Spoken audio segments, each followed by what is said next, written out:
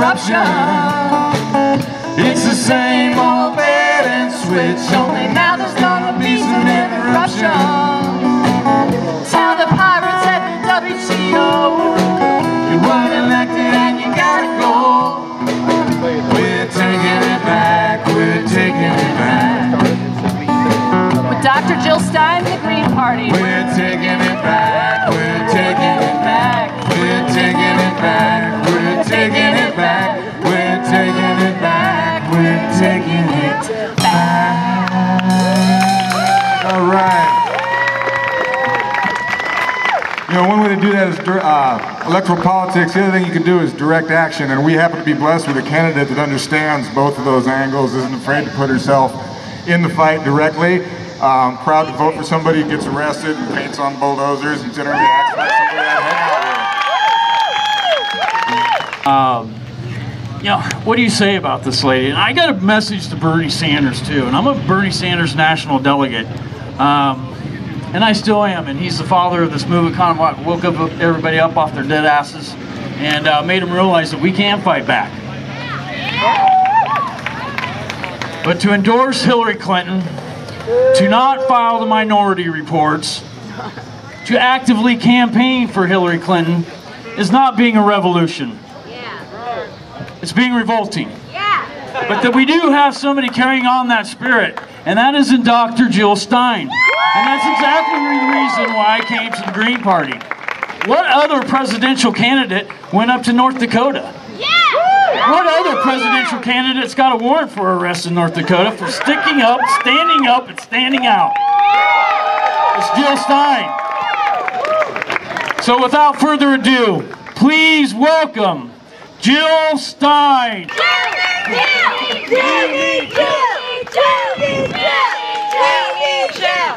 And I need you. We need all of us, because this is what democracy looks like. And thank you, Iowa, for showing America what small town Iowa knows, which is that we need an America and we need a world that works for all of us, that puts people, planet, and peace over profit.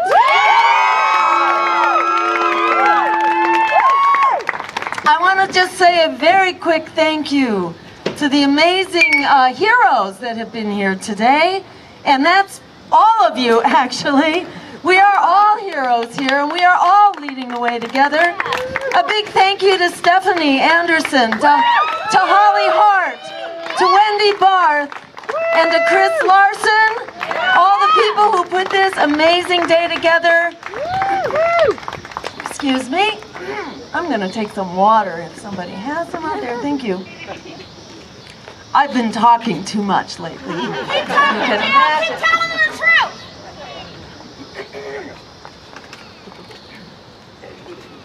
And yeah, I just also want to really say thank you to Tom Fagan.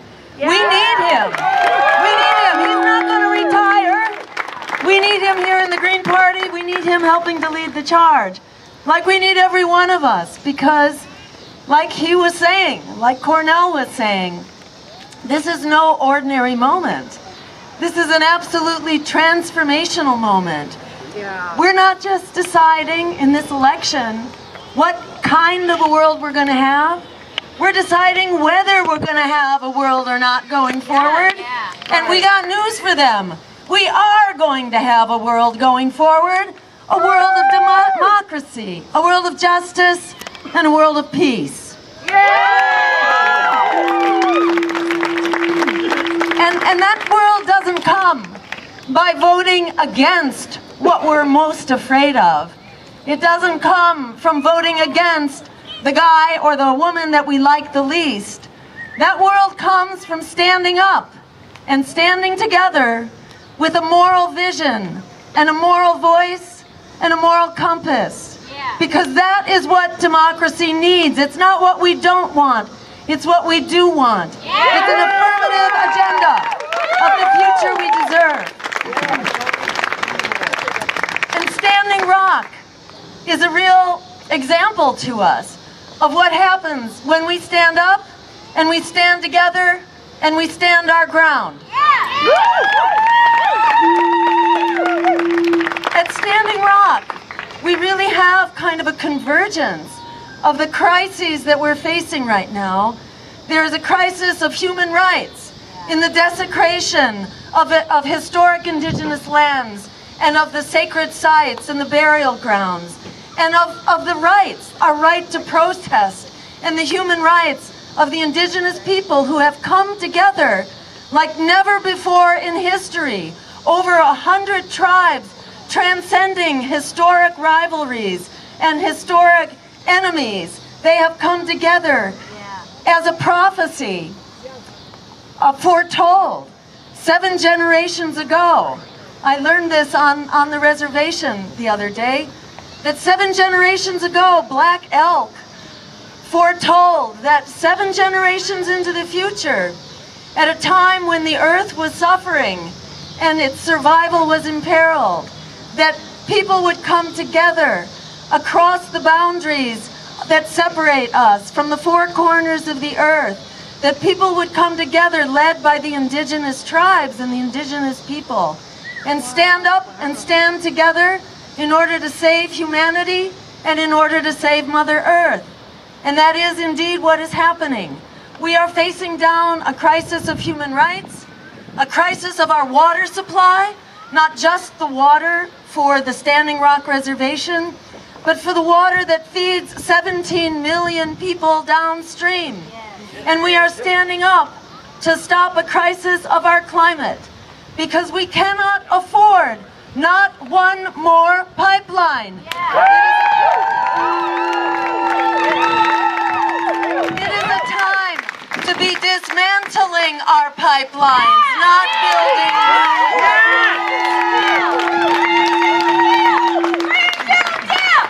And we can do this.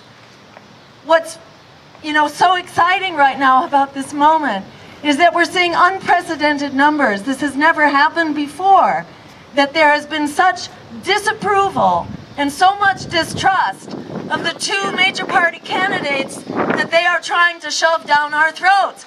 But the American people are saying, no, thank you. We don't want those candidates.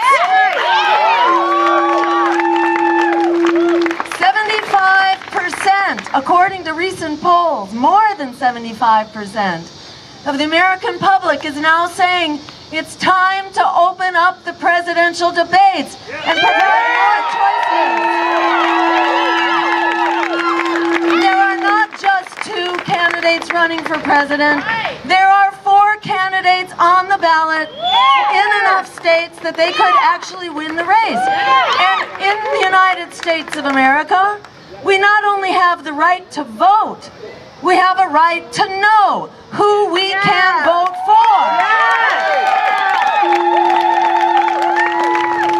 So we are determined to open up those debates, because in this election, it's not just, as I mentioned, a question of whether, of what kind of world we will be, but whether we will be a world or not. We've got a bunch of crises that are really crashing down on us right now. And people feel that, whether they are a progressive or a conservative or completely apolitical, people know that we are drastically on the wrong track right now, and that the clock is ticking, that it's time for us to stand up for something better, and that something has an awful lot to do with democracy. Let's start with democracy so that we can fix these problems. Just to name them briefly, we have a climate crisis. We've seen the fires on the West Coast, and the floods in Louisiana, and the heat waves and the drought all over the country and all over the world. And the science is telling us now that we can expect 9 feet of sea level rise or more, potentially as soon as 2050. And this is the best science coming from the likes of Jim Hansen right now, the foremost climate scientist. We're hearing from the science is that we cannot sit around. We cannot wait another 10 years. We cannot wait another 4 years. We need to stand up now and begin to phase out fossil fuels so we have 0 fossil fuels by 2030.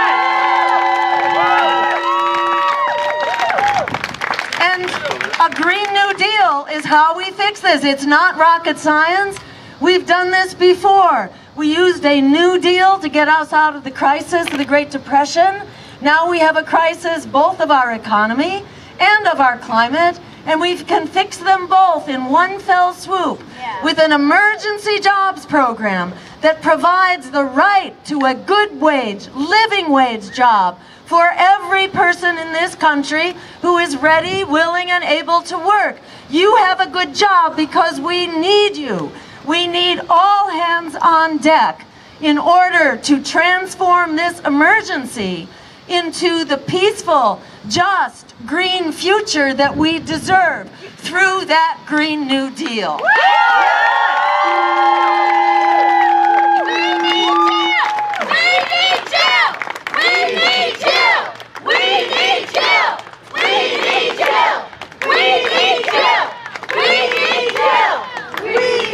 So we're calling for 20 million good wage jobs in clean renewable energy, in healthy and organic food production, like what needs to happen here. We need to bring back the family farms and the organic farms, the community farms and the worker cooperatives, the CSAs, so we can create that food, which is a big part, as we know, of greenhouse gas production. We can eliminate that through a sustainable organic food system.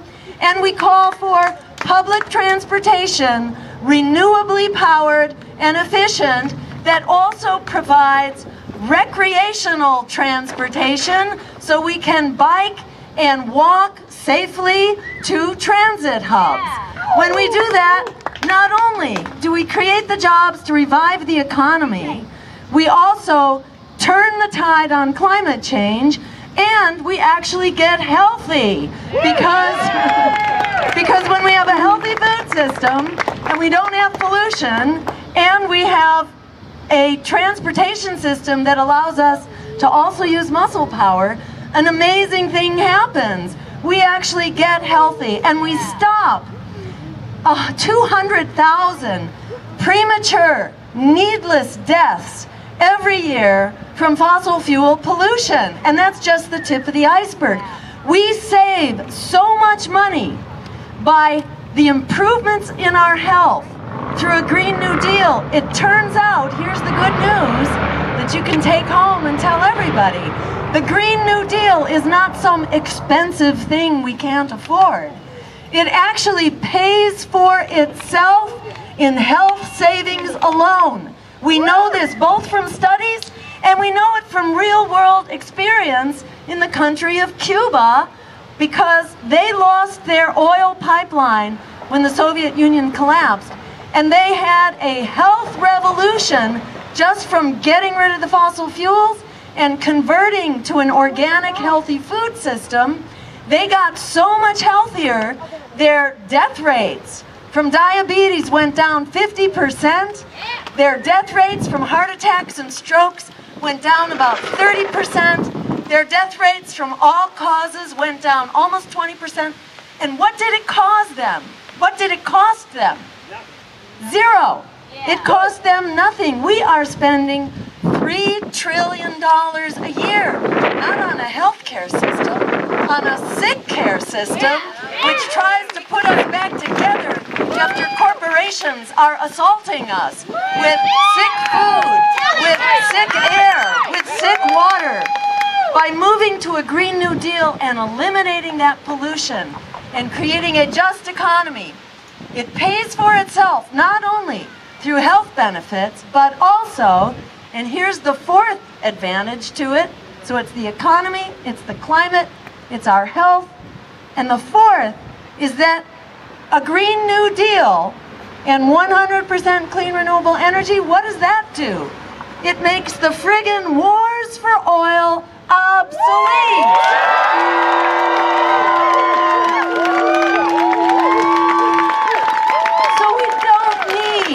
We do not need this bloated and dangerous, they call it a Department of Defense. It's a Department of Offense. Yes. We don't need that. Instead, we can have a plain old-fashioned Department of Defense. And in doing that, we can cut our bloated military budget 50% and put hundreds of billions of dollars into true security here at home. Building health care, building hospitals, building schools, instead of bombing them and destroying them in other countries.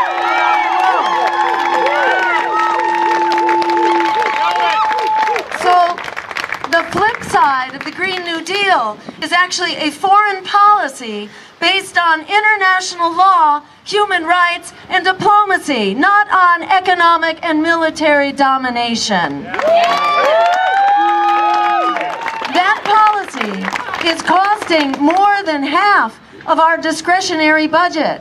Few people know this. This was news to me in researching this for the campaign. It's 54%, okay, of the budget which is being spent on the bloated, dangerous military. The next biggest line item in our discretionary budget, it goes from 54% as number one. Number two is, guess what? 7%. And there's a whole bunch of little 7%ers. But we essentially have a military budget in this country with a few footnotes around the sides. That's why it feels as absolutely outrageous, unjust, and unsustainable. And that's how much we benefit from cutting that military budget and putting those dollars into what we really need here at home. And what we really need is not more surveillance, not more drones, not more militarized schools and militarized streets. We need to demilitarize not only our foreign policy, but our domestic policies, our schools, our education, and especially our police forces, which need to be demilitarized and become an instrument of our communities, not an occupying force in our communities.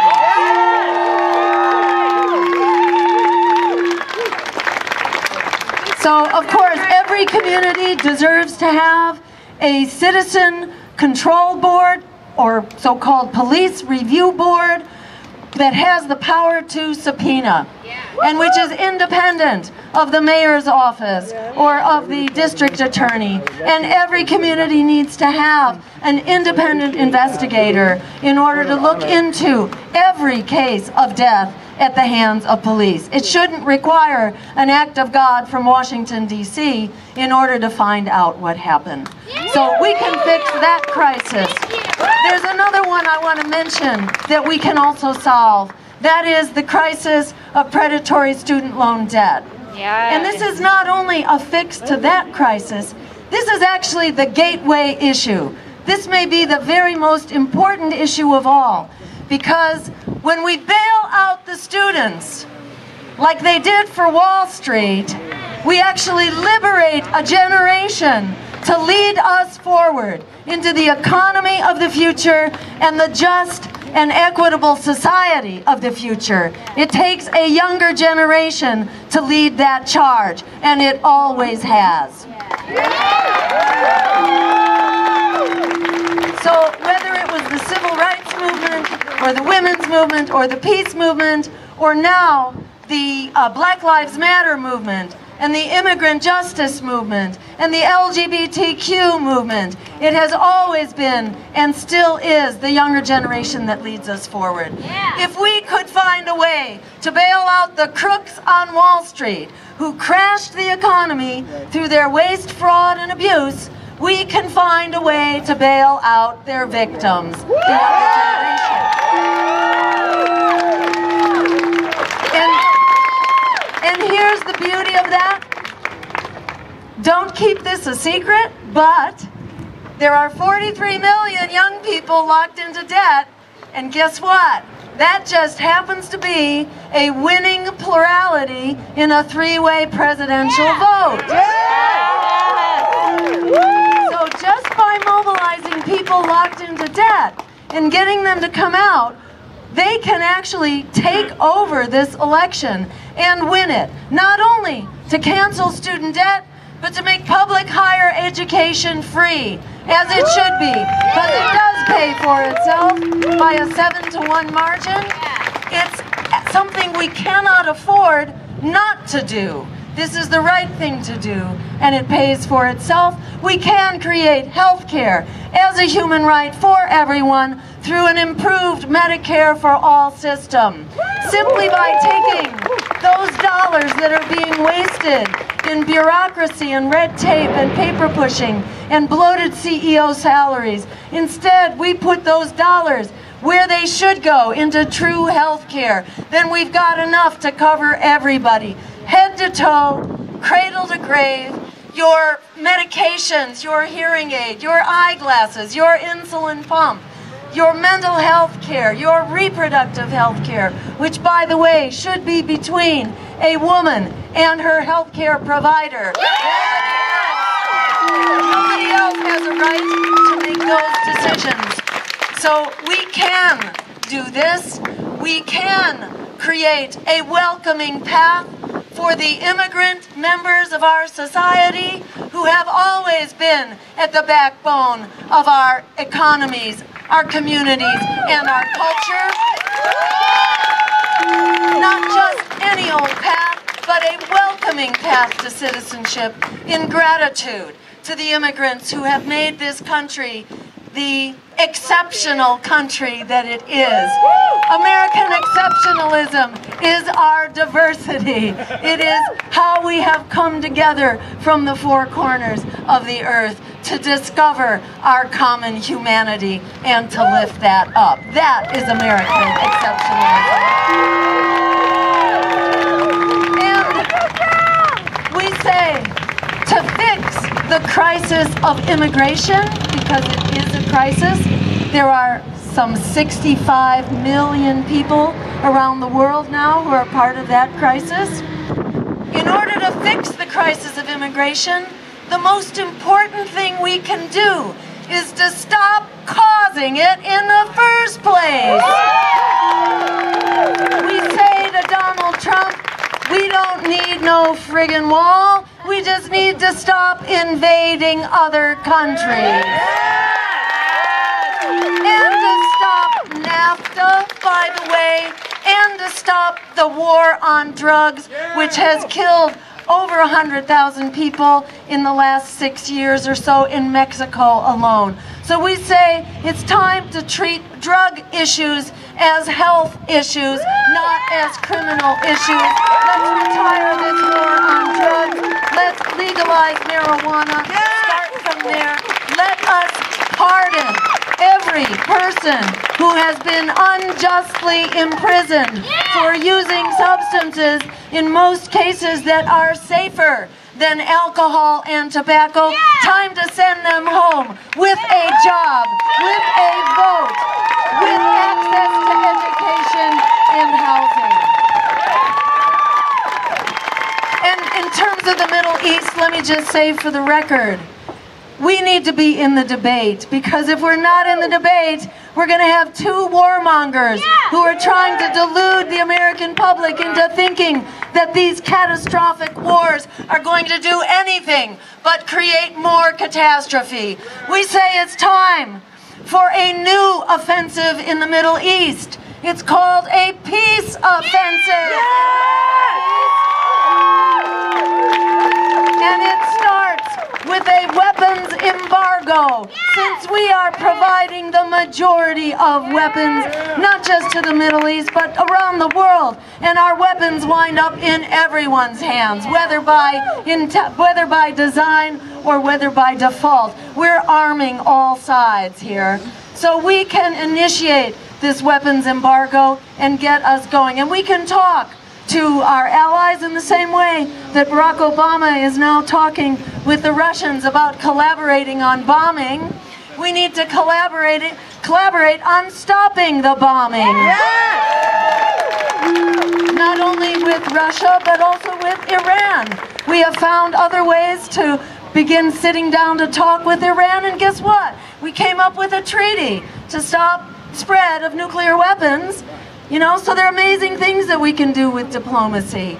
And to deal with this crisis, for this peace offensive, not only a weapons embargo, but we also call for a freeze on the funding of those countries that are continuing to sponsor terrorism. And with all humility, that includes our own funding, because we have been as much a part of this as anyone. In fact, where did Al-Qaeda come from? Al-Qaeda came from Afghanistan, where we were training the Mujahideen and foreign fighters. We created this great idea of international jihad in order to stop the Soviet Union in Afghanistan. So Osama bin Laden was one of the many people who actually got trained by us as part of this effort to stop the Soviet Union. And we see where it's all been downhill from there. You know, not only did we actually create the seeds of Al-Qaeda, but then, you know, where did ISIS come from? ISIS came from the chaos of Iraq and of Libya. So, you know, it's no secret. We got this stuff going. We have the power to shut it down. So, in short, we can create an America and a world that works for all of us. We've actually got the solutions, and it turns out if we get the word out there, we actually have the numbers that it takes. Not to split the vote, like they're saying, but to flip the vote. So that we who are the underdogs, not just in this election, but in this world, in this life, the majority of Americans, the 99%, we are the underdogs together. Well, last I checked, 99% was about 99 times greater than the 1%. So we underdogs can become the top dogs in an economy and a society that's working for all of us. So what you've heard here today is exactly right. Forget this lesser evil propaganda, this politics of fear that tells us to vote our fears rather than our vision and our values. What did we get with this politics of fear? It has a track record. We got everything that we were afraid of is what we got with the politics of fear. All the reasons we're told to vote for the lesser evil. We didn't want the expanding wars. We didn't want the meltdown of the climate. We didn't want the attack on immigrants. We didn't want the massive bailouts of Wall Street. We didn't want the attack on our civil liberties. That's exactly what we've gotten by allowing ourselves to be silenced and to allow a lesser evil corporate party speak for us. The lesser evil and the greater evil are in a race to the bottom. The differences between the parties, there may be some, but I wouldn't stretch my brain too hard to try to figure out exactly which one is the greater and which one is the lesser. It's different on different issues, but the bottom line is that the differences are not great enough to save your job, because the Democrats are leading the charge on the Trans-Pacific Partnership, NAFTA on steroids. It's not enough to save your job, it's not enough to save your life, because even with Obamacare, 1 in 3 Americans cannot afford to get health care. Tens of thousands of people are dying for lack of real health care. We could have had a public option. We could have had Medicare for all. We are the only ones who will create it. The lesser evil will not bring it for us. So the parties, the differences will not save your job, they will not save your life, and they will not save the planet. Because while Donald Trump is all for coal, Hillary Clinton is all for fracking, and they are both going to take us over the cliff. It's not okay to frack our way to oblivion any more than it's not okay to coal our way into oblivion. We have more than 2 choices in this election. It's time for us to stand up and stand proud and to reject this propaganda. Who is this propaganda coming from? It's coming from the political operatives and from the corporate pundits who have a particular niche. They have their own little economic niche to preserve, and they don't want it threatened. But the reality is they are telling us, the majority of the American people who disapproves and distrusts of these 2 corporate predator candidates, they are telling us, the pundits are telling us, we need to be good little boys and girls and just keep our nose to the grindstone, don't look up, don't look around, pretend all we've got are these two terrible choices and just keep voting for what's throwing us under the bus. Well, we've got news for them. The American people are not going to sit here and take it. We are not going quietly into that dark night. And we are starting by demanding open debates. If we can't have democracy, how are we going to fix our way out of this crisis that we are facing? We need democracy. Democracy needs to start with an open discussion in this critical presidential election. If we can't have an open discussion now, when exactly can we have it?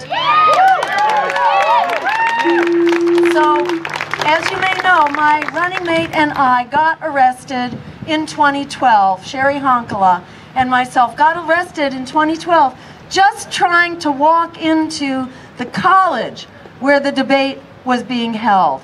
And our intention was not to disrupt the debate, but to be there and bear witness to a debate where the American people deserve to know who their third choice was. We were on the ballot for 85% of voters, and the American people deserve to know that. But we were arrested, and we were taken to a dark site where nobody knew where we were. It was an unmarked dark site, and surrounded by about 16 Secret Service and Homeland Security and local police, and kept there handcuffed very tightly to these metal chairs until the debate was over, all the press had gone home. And it made me think, wow, are we powerful that they are that scared of us?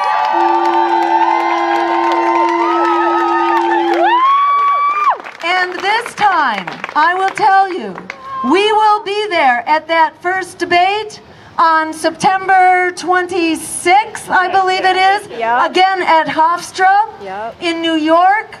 Think about joining us to stand up and put our bodies on the line in this election where we are deciding whether or not we will have a world to be here in the future, and not in the far future. We're calling a couple decades in the future is what we're talking about.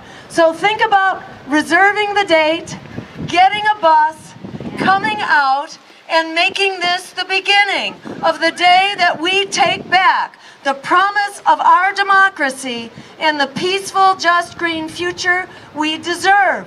We do have the power when we stand up with the courage of our convictions. We have the power to take back an America and a world that works for all of us. A world that puts people, planet, and peace over profit. The power to create that world is not just in our hopes, it's not just in our dreams. Right here in Iowa, that power is in our hands. Thank you, Iowa, burning green together. We are unstoppable. Thank you so much from the bottom of my heart. Before we let you go, because we have to run to actually talk to the Indigenous press, we have an appointment to do Indigenous radio to help support Standing Rock. And by the way, I think everybody knows Standing Rock is not out of the woods yet. Right. Although there's this temporary halt in part of the construction, it is proceeding, apace everywhere else. And, we're going to have to fight for our future. And with the incredible, courageous leadership of the Indigenous nations who've come together, we need to be there to support them. There will be a day of action, I believe, on the 13th. So go to, what is it, NoDapl? NoDapl.org, I think. NoBacken.com is another one. Which one? NoBacken.com. NoBacken.com, yes. A whole lot of organizations will be doing local actions to show that we are standing up and we are standing together for Indigenous rights, for our water rights, for our climate, for humanity, and for Mother Earth. If you can go there, get a bus, go up, bring supplies. It's an absolutely transformative experience. It's a transformative world. It's what our future should look like. And to show what our future will look like, we are going to get one gigantic selfie here. Yeah! With that as our background. With you with the pitchfork. All right. All right. Do you want to set up this picture? I'll turn it over to you. And again, a big thank you for the wonderful work that you are all doing here today. Thank you so much. Jill Stein! 1, 2, 3, 4, 1, 2. Right now someone's getting rich, richer than you can imagine. It's the same old bait and switch, never quite goes out of fashion. Tell the Congress and the presidents It's time to change how the money's spent. We're taking it back, we're taking it back. right now. Someone's getting rich, selling poison and pollution. It's the same old bait and switch, politicians never find a solution. Tell the Congress and the presidents It's time to change how the money's spent. We're taking it back, we're taking it back. We're taking it back, we're taking it back from the boardrooms, taking it back to the street.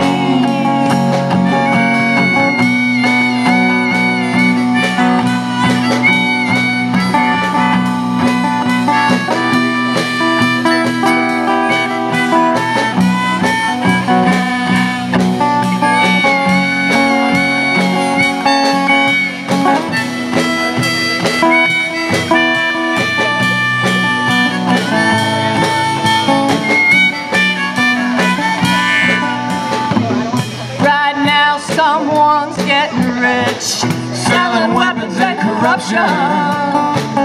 It's the same old bait and switch, only now there's gonna be some interruption. tell the pirates at the WTO You weren't elected and you gotta go. We're taking it back, we're taking it back. with Dr. Jill Stein and the Green Party. We're taking it back, we're taking it back. We're taking it back, we're taking it back. We're taking it back, we're taking it back. All right. This is another song about powers that be and Fighting it, yeah, fighting right? it.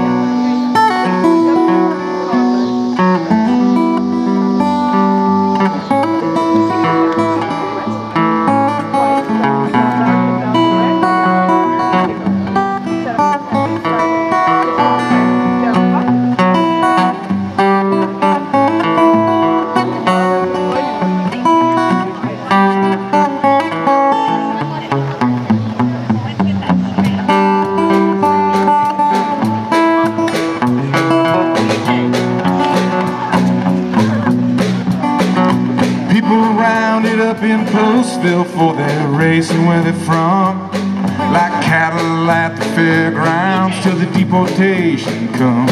And they're trying to bust the unions, Keokuk and Madison, Iowa, Ohio, Idaho, Michigan. And the mean wind howling down on Main Street is the blast from when the rich folks slam the door. And the people are rising and we're pissed off. We're not gonna take it anymore. Black man in Cedar Rapids, he got 20 years for real, for stealing $15 that he didn't even steal. Wall Street steals trillions, numbers I can't understand, and they'll never see a day in any prison in this land. And the mean wind howling down on Main Street is the blast from when the rich folks slam the door. And the people are rising and we're pissed off. We're not gonna take it anymore, are we, folks?